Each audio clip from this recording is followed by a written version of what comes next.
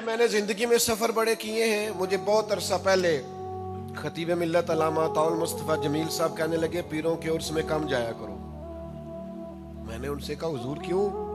कहने लगे, जहाँ कोई अजीबो गरीब गद्दी नशीन हो वहाँ से बचना, इसलिए कि उनका प्रोटोकॉल हमसे नहीं होता, हमने बड़ा पहले छोड़ दिया था।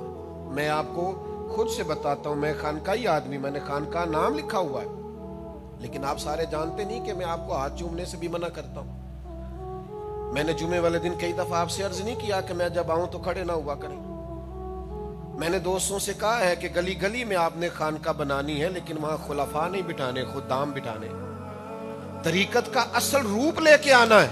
एक जगह मैं जलसे में हाजिर था, किसी पीर साहब का खत्मे चहलुम का प्रोग्राम था, तो एक साहब ने कह दिया, अल्लाह उनकी मगफिरत फरमाए, कोई गलती कमजोरी सुस्ती हो गई तो माफ करे। तो सज्जादा नशीन साहब नाराज हो गए, कहने लगे, बुलंदियत दर्जात कहो। मैंने कहा, चुप कर बैठ जा नीचे। अगर ओहद के शहीदों के लिए मगफिरत की दुआ हो सकती है तो तेरे बाप के लिए भी हो सकती है। क्या बात करते हैं आप? पढ़े आप हदीस व सुन्नत की किताबें, क्या हुजूर शुहदाए ओहद पर जाके मगफिरत की दुआ नहीं फरमाते थे? क्या तुमने तसव्वुफ लिया है और क्या तुमने तरीकत पाई है और क्या तुम दुनिया को दे रहे हो?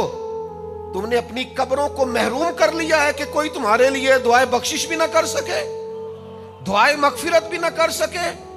आप में से जो जहां से भी आया है, मैं मिंबरे रसूल पर बैठकर अल्लाह की कसम उठा के कहता हूं, मैं आप सबसे ज्यादा गुनाहगार हूं। जब भी कभी रात को मौका मिले दुआ किया करे, अल्लाह मेरे गुनाहों को माफ कर दे।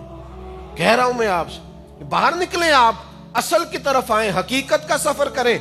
और आपको बता रहा हूं, गैर मशरूत इताअत सिर्फ अल्लाह रसूल की है।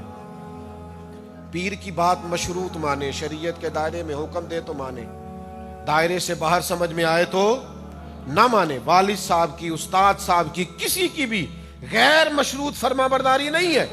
गैर मशरूत फरमाबरदारी अल्लाह रसूल की।